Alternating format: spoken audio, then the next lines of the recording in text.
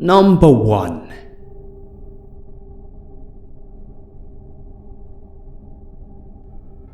This all literally just happened within the past hour. I got out of work at 6:30 PM and went to McDonald's to get an iced coffee. I pull up to the drive-thru and there is a red truck in front of me with a cap on the bed.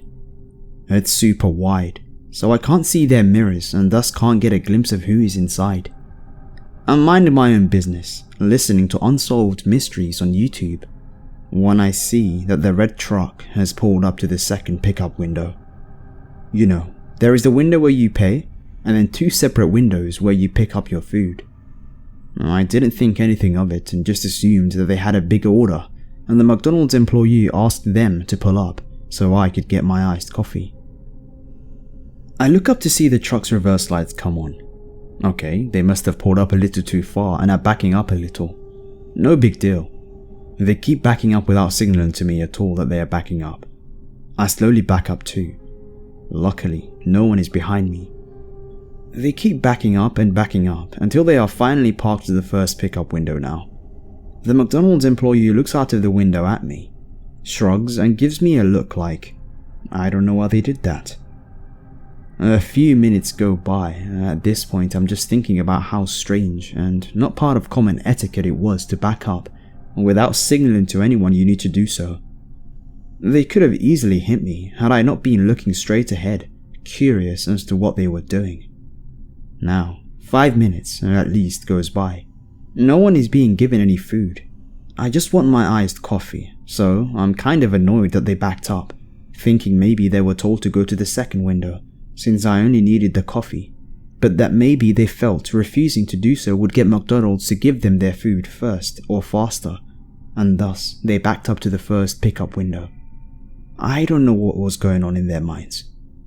Anyway, I continue to sit there and wait for my food, when I see the passenger door to the truck open. Out comes an older man, maybe 65 to 70 years old. He was wearing light khaki colored overalls and a dirty white t-shirt. He starts walking slowly over to my car. I'm thinking, maybe he's going to apologize to me for not signaling that they needed to back up. He gets to my passenger door window, turns so he is facing the window head on, and just stares at me. I'm waiting for him to signal to put my window down, thinking that he had something to say.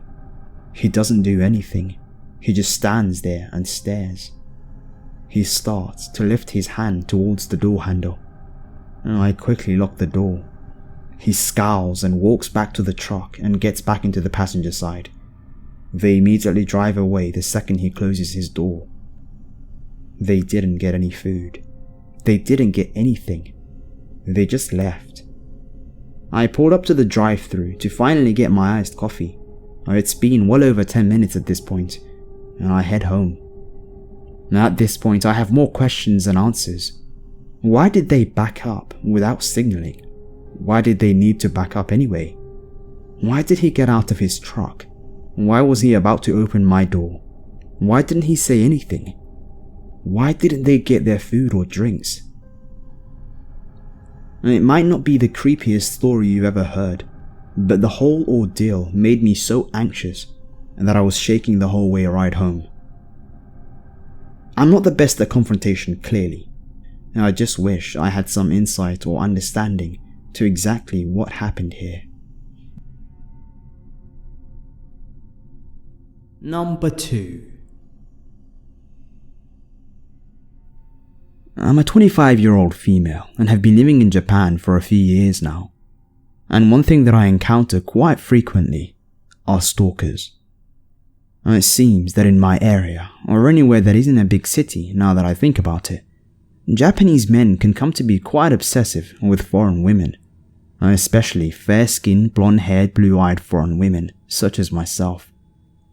I've dealt with quite a few situations where I was sure that I'd be kidnapped. One such encounter was back in 2013, when I was in my 3rd year of university. The following was a very brief encounter, but a terrifying one nevertheless.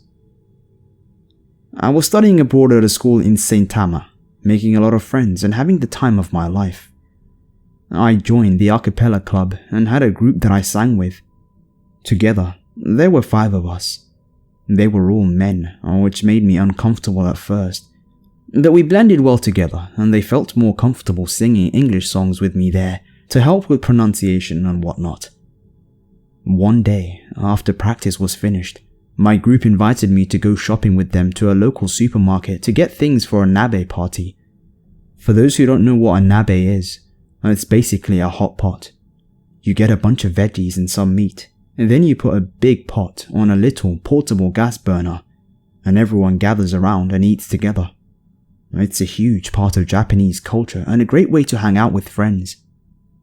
I was ecstatic that they invited me. I was usually left out of these kinds of things at first, because I was an outsider, whereas they had known each other since they were freshmen. Over the few months that we had been singing together though, they had grown to be like a family to me, each one like an overprotective big brother, especially a guy named Kosuke. He was tall and a bit on the heavy side, but he was extremely charismatic. Whenever he saw me fumbling around, nervous or confused, he'd quickly appear by my side and throw a heavy arm around my shoulder, practically knocking me over while asking, "What's the problem, Tane-chan?" Anyway, the nabe party.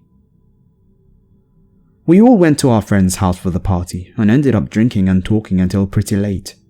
When my phone in my pocket vibrated to tell me that I had a low battery, I finally saw the time and realized it was already 4 a.m. The guys were getting ready to nap until the trains started back up, but I was only a 30-minute walk away from my share house. I announced that I was leaving and started packing my stuff up. Kosuke offered to walk me home, but I told him that I was fine. The sun would be rising soon. Japan has an early sunrise, and it really wasn't that far. The cold would kill me before the walk did, I joked. They reluctantly agreed and saw me off, demanding that I call them if anything happened. I made it to the station safely, marking the halfway point home. I descended the staircase to see a single car parked outside with a man leaning up against it, staring straight at me. It wasn't anyone that I knew.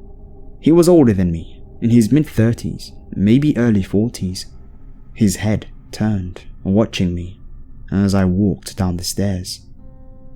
Feeling uncomfortable with the unwanted attention, I rushed my pace a little, rubbing my hands together to fight the sudden chill that overcame me, though I was pretty sure it had nothing to do with the cold.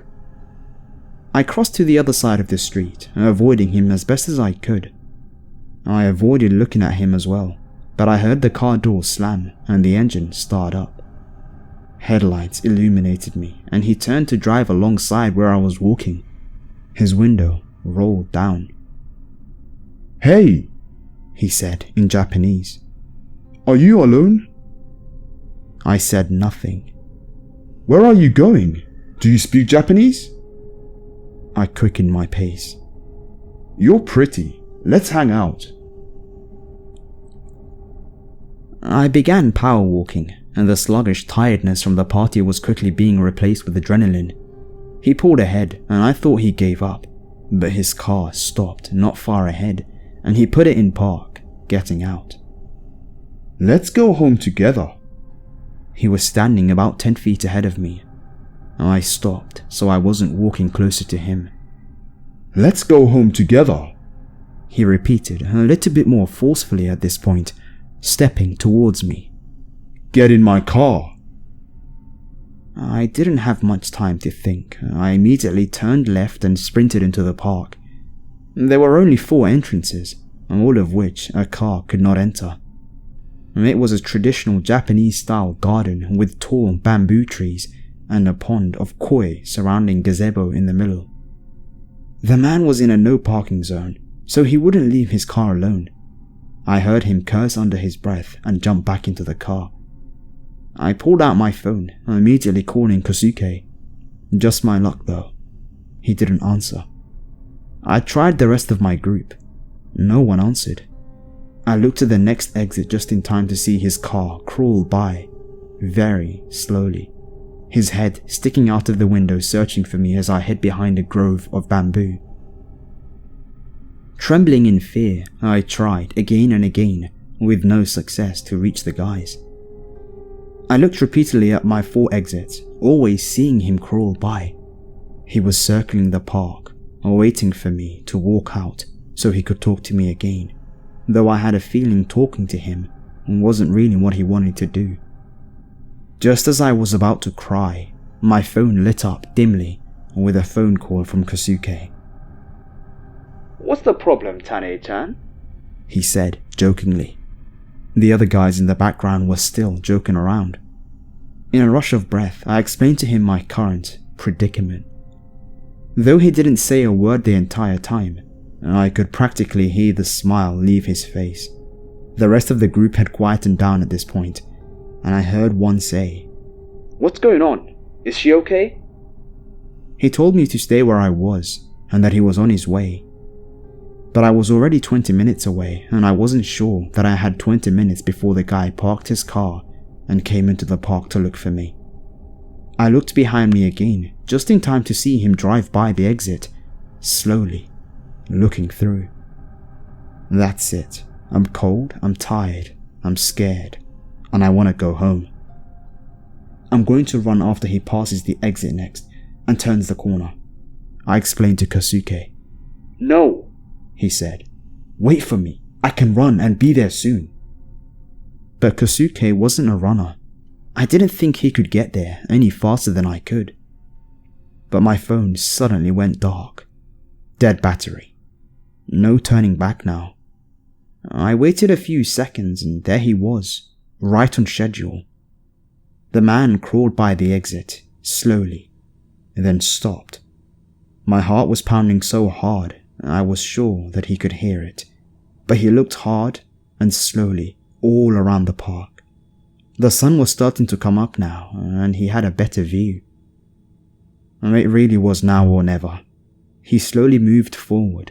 I crept out of my hiding spot and moved towards the exit. I poked my head out and saw him turn the corner. As soon as he did, I sprinted towards my house and didn't look back. I was too terrified, and adrenaline was absolutely making me fly. I didn't know if he saw me or if I was too fast to follow or what, but I didn't ever see that guy again. I immediately put my phone on the charger and called the guys back to let them know that I was okay. But Kosuke never let me walk home alone in the dark again. Number 3. I was 21, recently became a police officer, and was also recently dumped. So, my friend suggested Tinder. As a 21-year-old and a new cop, I had the "I'm invincible and I can take on anyone" mentality. I matched with a very good-looking, out-of-my-league female. We chatted and eventually set up a date to meet. She said she had a great open field to look at stars and hang out, and we could meet up at her house. So, the night came. I was excited, and she seemed to be quite excited as well when I picked her up. She guided me to the field, and it looked nice. Open space, woods, deer, and other wildlife. In the field, I noticed really dim headlights in the distance. Then, a van started driving towards us and pulled up in front of us, almost close enough to block me from going forward. I told her to stay in the car and I'll go say hi. I grabbed my flashlight that I had in my car and walked up. In the front driver's side of the van, there was a decently sized man. I asked him what was going on and if he could back his car up a little bit. He was very polite and said that he was the owner of the property and said that he didn't mean to scare us. He told me he'd been having trouble with poachers on his property and wanted to make sure that we weren't going to shoot at anything. I assured him that we only came out to look at some stars and wildlife. He was perfectly okay with that and told me to have a nice date and drove away. After that, the girl was texting non-stop. Around an hour later, I saw headlights coming towards us again, this time at a really fast pace. We hopped in the car and I moved it to a more defensive position, and the same man came close enough to almost hit my car. The girl then hopped out of my car at that point and ran towards the man. I immediately knew that I was fucked. I got out and gave them commands to back up and get on the ground. Neither of them complied, obviously.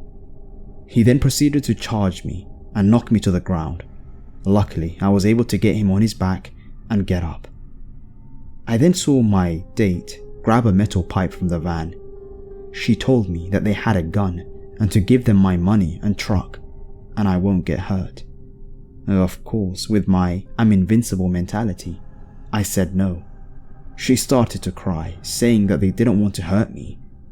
He then started to go back towards the car. At that point, I told him that I was a cop, drew my concealed firearm, and told them to lay on the ground. After a moment of shock from all of us, they complied. I was able to call 911 and tell them my name and badge number. I had 2 people at gunpoint and needed backup immediately. I gave our dispatch the best directions I could to this field while on the phone, but they both fled. Again, stupid new cop young guy mentality. I chased them. I took off after the man who ran into the woods around the field. I chased him for maybe 30 seconds and heard 3 loud pops and saw muzzle flash. My "I'm invincible" mentality went right out of the window. I ran like hell back towards my car and peeled the hell out of there. I went back to the area that I picked her up in, called dispatch again, and had officers come to that location. Of course, the first officers to pull up was my sergeant and my field training officer. Of course, they were both completely understanding and didn't give me any shit about it at all. The most used words were "dumbass" and "stupid fucking rookie." I hopped in their car and went towards the field. Luckily, the van was still there.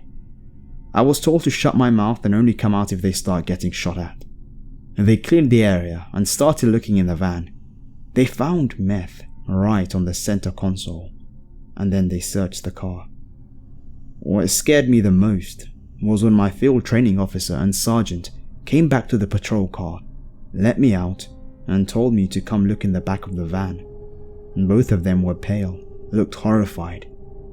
I went to the back of the van where there were several knives, duct tape, lighter fluid, a decent amount of rifle ammunition, handcuffs, and what looked to be dried blood.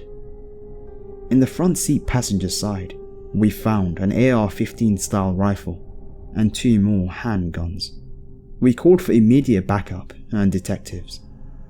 When they investigated the blood, it turns out that it wasn't blood at all. The plates had been stolen, and the van was also reported stolen. I still get a tough time about the whole encounter, but luckily, no one got hurt. I will never use online dating again. Ever. Number 4. This story happens in the Latin American country that I was living in at the time.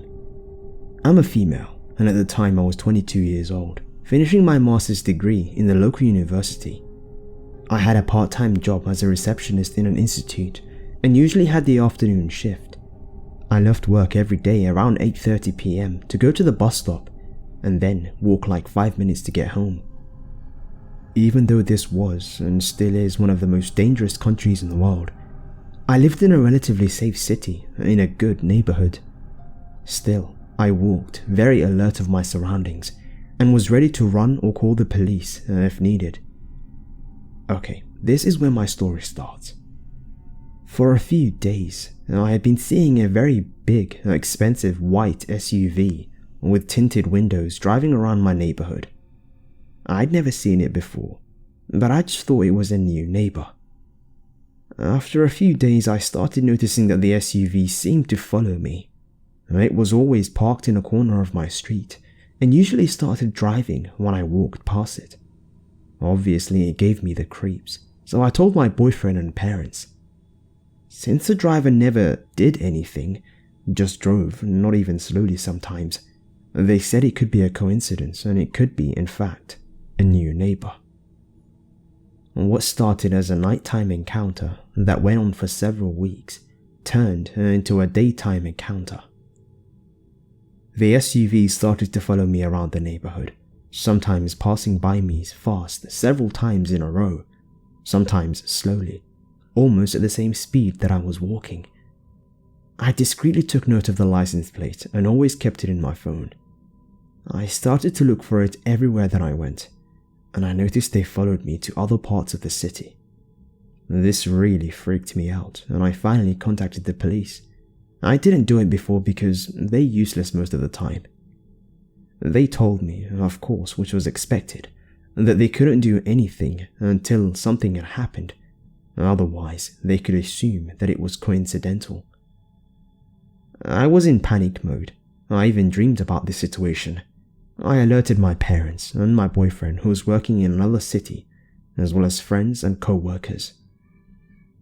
I even told my boss, and surprisingly, she let me go in and out of work at different schedules so as to try to avoid the driver. This seemed to work the first week, and I thought it was all over. Silly me, it wasn't. One morning, I was going to the bakery to buy some bread for lunch, and the SUV was right there. They started to slowly follow me. I was very anxious and started to shake. The only thing I was thinking of was that I needed to run, but didn't want to alert them. For context and for you to picture this, my street was very long, and there were buildings only on one side, and the other side was a very tall wall. No houses, no people passing. My goal was to arrive to the little shopping center where the bakery was, but when I saw they were still following me, I knew that that was not a good option. They could get me on my way out. For the first time, it got confrontational. They rolled down one window and started to scream things at me. I can't even remember what it was as I was too scared to pay attention. So I decided to go to my friend's office, which was on the second story of the shopping center. I quickly ran up the stairs and went in her office. I told her how they were following me, and this time I had an even worse feeling about it. She got scared also and told me to go hide in the bathroom and lock the door. A few minutes later, surprise, surprise, a semi-fat, balding man in his 40s walks in and casually asks her about me. He said that he was driving down the street when he saw his cousin, referring to me, entering her office. Since it was a while that he'd seen his cousin, he wanted to say hi, but she didn't hear him calling her, so he parked his car outside and went up to greet her. He insisted to my friend that he saw me walking inside the office, but my friend, bless her, insisted with a poker face that no one had entered her workplace since a few hours ago. He asked if she was sure, as he kept telling the same story over and over again, and she insisted that there was no one and that she was alone. She asked him to leave. All the while, I was listening to this exchange from the bathroom, horrified. When he finally left, she shut down her office and told me it was safe to come out. I cried, petrified with fear and terror, and so was she. We immediately called the police. This time they took me very seriously as there was a witness, my friend, and as I had the license plate number, they agreed to patrol the neighborhood on a regular basis. My friend called her boyfriend, who was a taxi driver from the company downstairs, and he took me home because my legs were shaking and I just couldn't move. From that day onwards, I always had someone drive me in and out of work and school, or I took taxis, something I didn't do before as they were expensive. I think the police presence in the area spooked him, or maybe the police found him and had a talk with him. I never found out. I never want to know either. I shiver only thinking about what his intentions were with me, and the fear comes back again. My parents still live in the area, as does my friend, but I eventually moved out of the city. I hope I never see that white SUV again.